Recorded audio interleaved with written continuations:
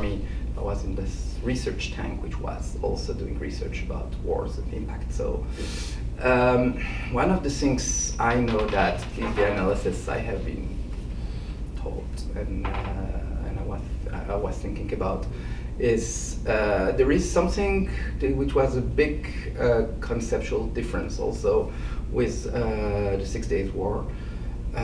First of all, it's one of the first war, I think, where Israel, not with the alliance like in 56 of French and British, but Israel by itself was looking at how do we, as in a war, manage a huge territory. And it was very different from, for example, what happened in 56 or what happened before in 48, or even what happened in 73 after, because it was something where Israel was outside and had to manage a lot of depth within the war by itself.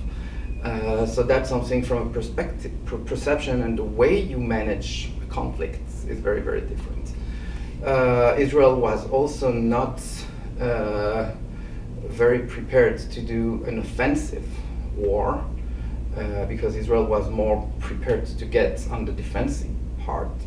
So what happened is that it was a little bit awkward for them. They used to try to go forward in order to take what we create depth in order for the fight back to be able to have some space. And what happened is that because they were so effective, they went pretty far, and they had some hard time to stop. There is a say in Hebrew, which is what you see from there, you don't see from here. Or what you see from here, you don't see from there.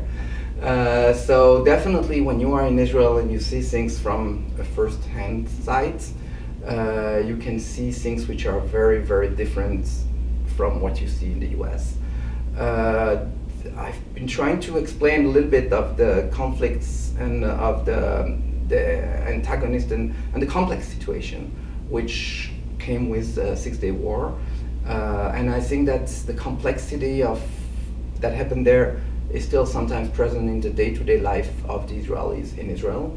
And when we are here, it's pretty hard to see the complexity of it. I've been in the US for almost 9 years, and I can tell you that even as a person who lived in Israel for more than 15 years, today I have hard time sometimes to understand really what happens in Israel nowadays, because I have been away for so long.